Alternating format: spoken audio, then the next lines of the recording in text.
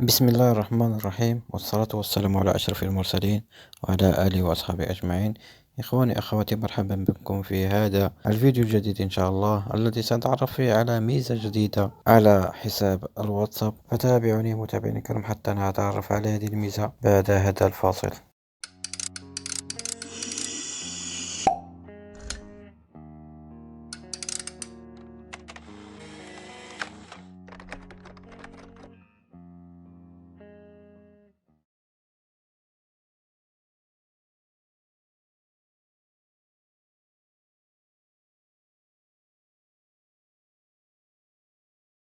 مرحبا بكم أصدقائي من جديد.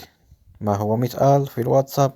تتيح لك ميزة البحث عن الدردشات أو طرح أي سؤال على ميتآل. تم إنشاء الرسائل من ميتآل بواسطة الذكاء الاصطناعي باستخدام تقنية في ميت لاستجابة المتطلبات والرسائل التي ترسلها إلى الذكاء الاصطناعي.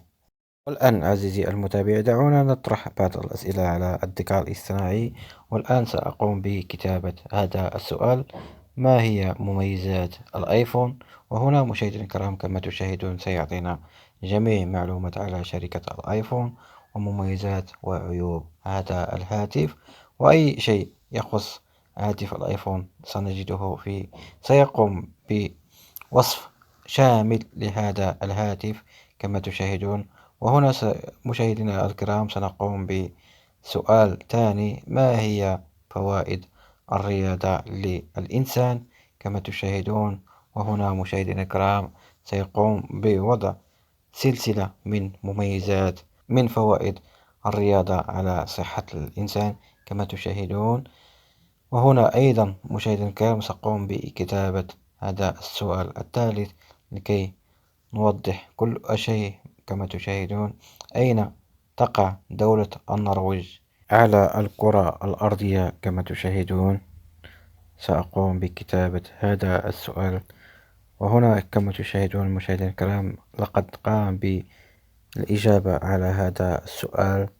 والنرويج من الدولة في القارة الأوروبية، وسيقوم بشرح كامل على هذا الدولة، المدن وعواصم هذا البلد كما تشاهدون. والآن سأقوم بكتابة من هم سكان الأصليون على شمال إفريقيا كما تشاهدون.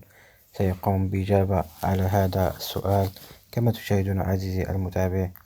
وهنا سأقوم بكتابة السؤال آخر والأخير كما تشاهدون: من فاز بدوري أبطال أوروبا سنة 2023 كما تشاهدون.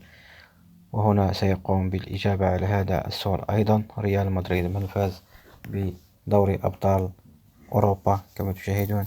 وإذا وصلت معي عزيزي المتابع إلى هنا، لا تبخل علي بالاشتراك في القناة ولايك للفيديو.